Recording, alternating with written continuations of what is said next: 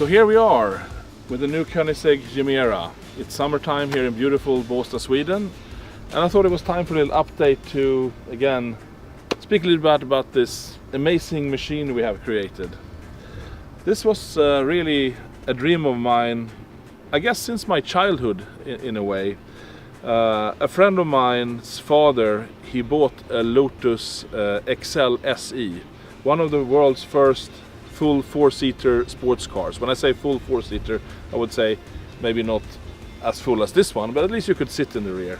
And I had really fond childhood memories from those days. And about 15 years ago I started sketching on what became the Gemera in the end. At that time we did not have access to the kind of development tools we have today, or the engine or propulsion technology that really enabled the Gemera to have this amazing package where it truly looks like a mid-engine sports car, that it is. It's very compact, very dynamic, but still you can fit 4 2-meter persons in this car and 4 carry-on luggage sets. That is absolutely unheard of with this form factor.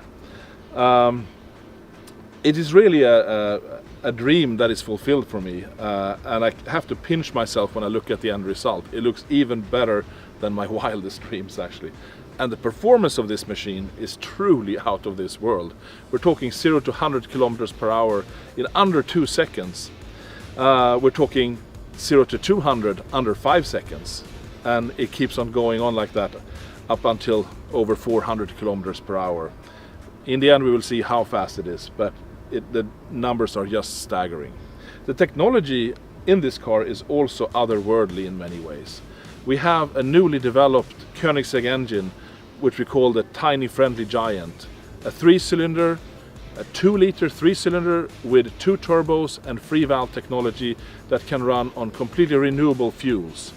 In combination with electric propulsion, this car can be as environmentally conscious or benign as a pure electric car, especially if you run it on pure alcohols and if you also get your electricity from renewable sources.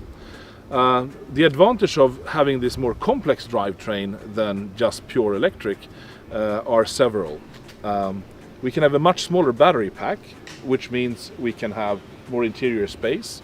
But the small battery pack means we save a lot of weight, because the TFG engine only weighs 70 kilos, and that is nothing compared to the size of battery pack that we save, even including things like exhaust system and fuel tank.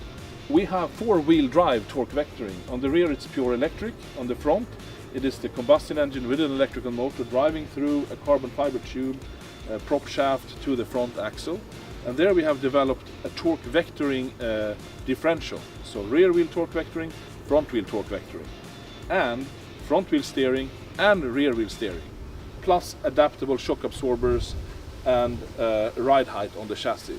So it has the most dynamic chassis of any car known to me until this date, which means you can set it up to be Autobahn locomotive, just straight as an arrow, super safe, relaxed at high speed, or it can be super agile around a racetrack.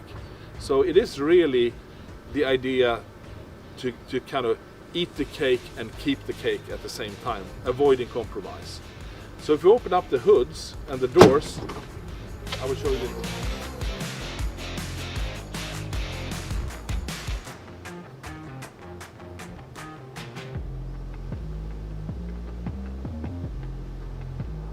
So we can start with showing the front luggage, which is not so big, but it fits, let's say, the driver's carry-on bag.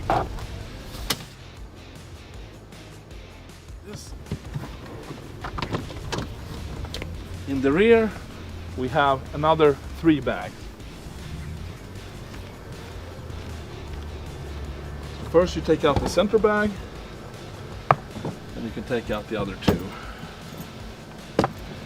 Again, for the form factor of car, a pure mid-engine sports car, and with that kind of incredible interior space, this luggage space is unheard of. Something we're really proud of. And of course it's enabled by the quite small combustion engine, but the powerful one, I mean, it's 600 horsepower and 600 newton meters of torque. In total, the car has 1700 combined horsepower and over 2000 newton meters of torque.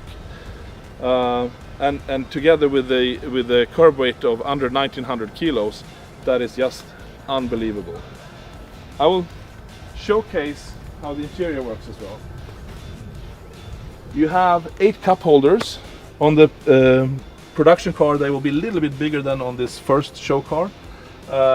We have 2 hot ones and 2 cold ones, both front and rear.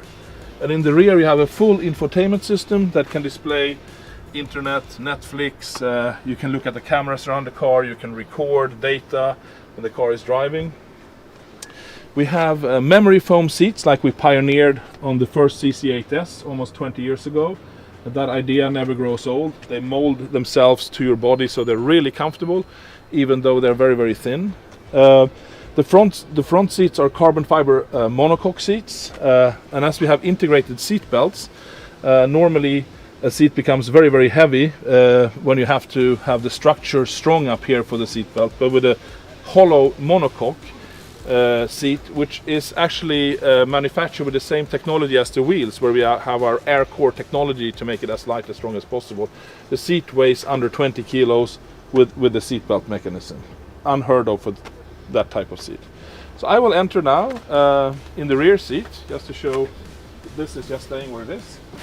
I will go in. It's sort of easy, you don't have to move the seat. I have plenty of space. I am 186 centimeters tall, which is fairly tall.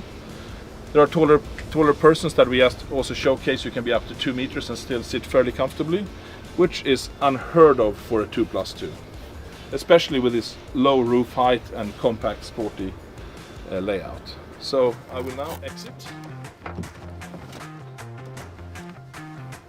And without moving the seat, I will enter.